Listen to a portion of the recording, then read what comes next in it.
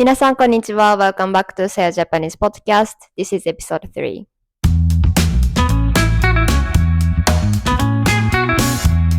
By the way, what you can see here, the black thing is my cat. 今回のエピソードは日本での友達作りについてです。これは結構悩んでいる人とか、日本人の友達を作るのが大変だったっていう人が結構多いんじゃないかなと思うんですけれど、私自身、留学でドイツに行って、今は、仕事でスペインに住んでいますが、どちらの時も外国人の友達を作るのは結構早いけれど、現地の人と友達になるのはそれよりも時間がかかりました。日本に住んだことのある外国人には、やっぱり日本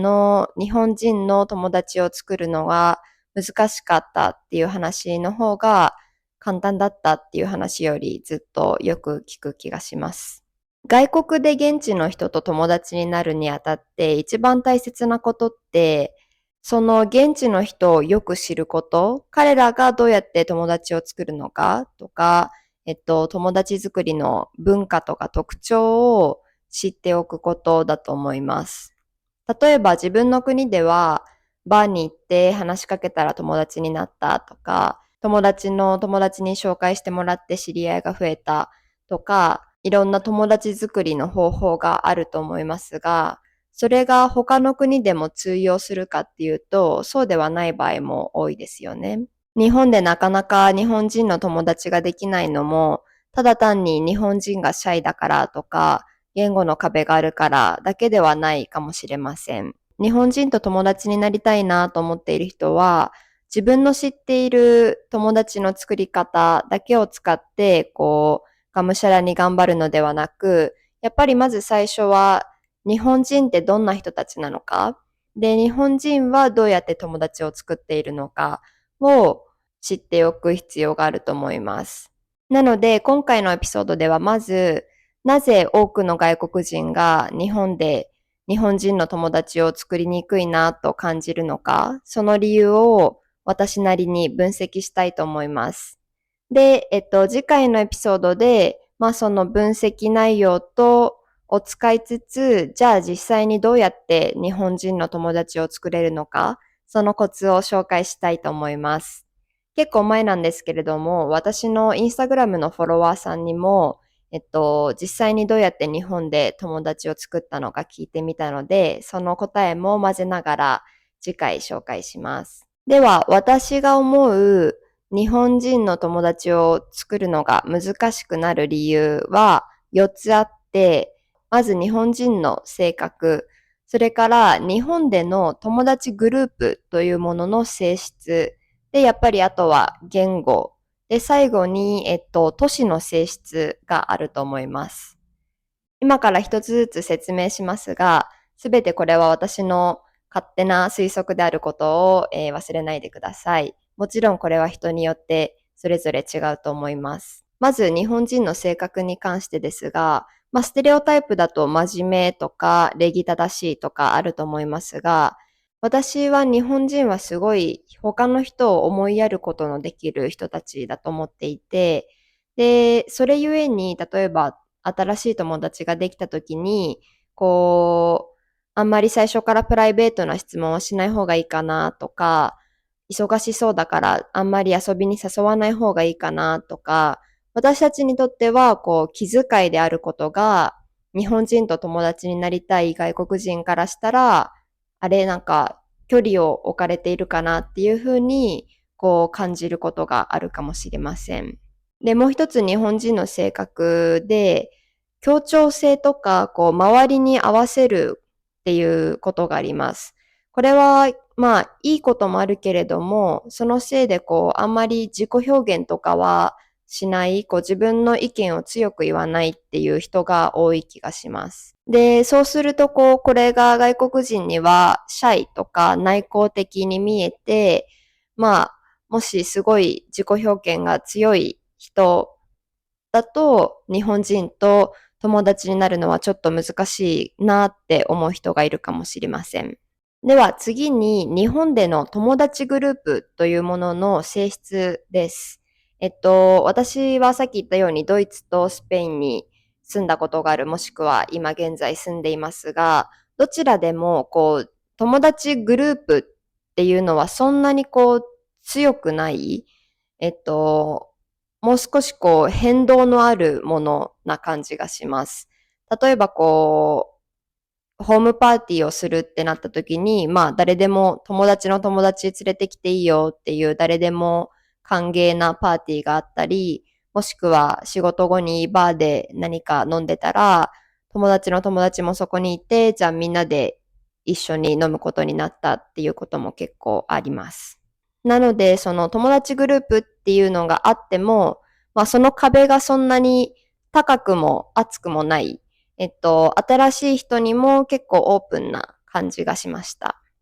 一方で、日本の友達グループは、もちろん、まあ人によって全然違いますけれども、私が知っている限りは、あんまりグループ同士を混ぜるっていうことがないです。普通みんな中学からの友達、高校からの友達、大学からの友達、仕事の同僚、あとは趣味の友達とか、何個か所属先によって友達の種類がありますよね。で、その一つの種類の中で、人が増えたり、混ざったり、することはあるかもしれないですけれども、その違う種類、例えば中学の友達と大学の友達が会うっていうことは結構少ないかなと思います。例えばそのホームパーティーっていう文化もそんなにないので、例えば私がこっちで誕生日パーティーをしますってなったら、まあ、その友達3グループぐらいあったら全部集めて、自分の友達を他の友達に紹介するっていうことが結構普通にやりますけれども、日本だったらグループごとに個別で祝ってもらう方が多いです。なので結構大学生の時とかは、1回の誕生日に3、4回祝ってもらうこともありました。なので、もし外国人の新しい友達ができたとしても、自分のすでに持ってる友達グループに呼ぶというよりかは、1対1で会う。もしくは他に外国人の友達がいた場合は、その人たちと一緒に会うっていう人の方が多いかもしれません。3番目は言語ですけれども、まあこれはやっぱりどこの国に行っても、その国の言語を話せないと、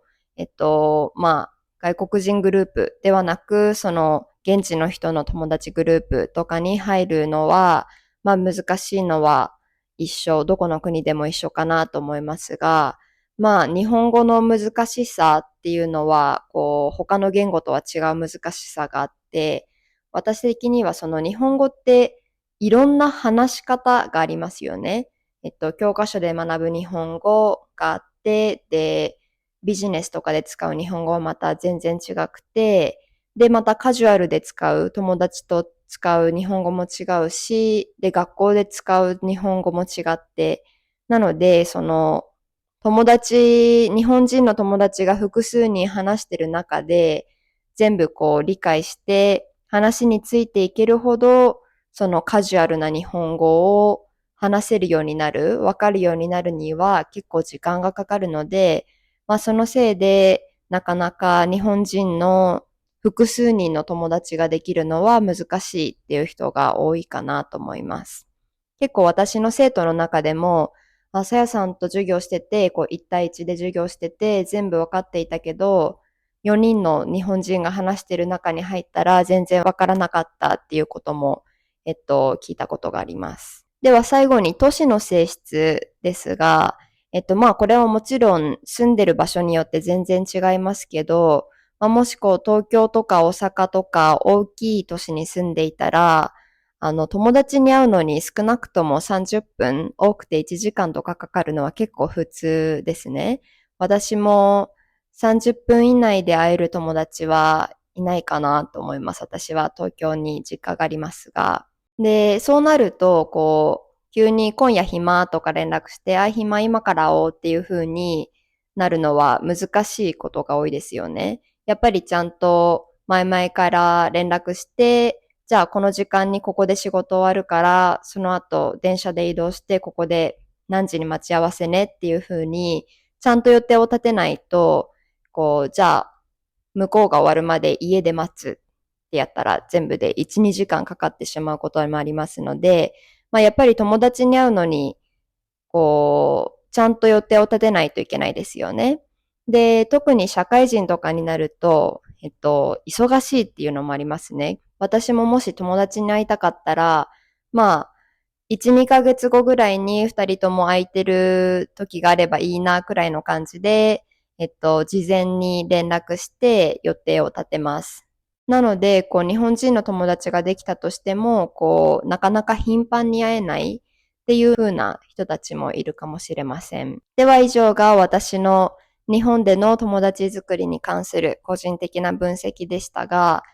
もちろん、だからといって日本で友達を作るのが不可能なわけでは全くないですね。実際に日本人の友達がいるっていう人も多いかと思います。で、そのためにはやっぱり今紹介したその日本人の性格とか、日本人の友達作りの性質を分かった上で、むしろそれを利用して、上手に友達を作っていく必要があると思います。なので、次回のエピソードでは、この分析をもとに私が思う日本人と友達になるコツと、あとは私のフォロワーさんからのアドバイスを紹介します。もし皆さんの体験談もあったら、ぜひコメント欄に書いてください。では次回のエピソードでお会いしましょう。Thank you for watching until the end. See you in the next episode.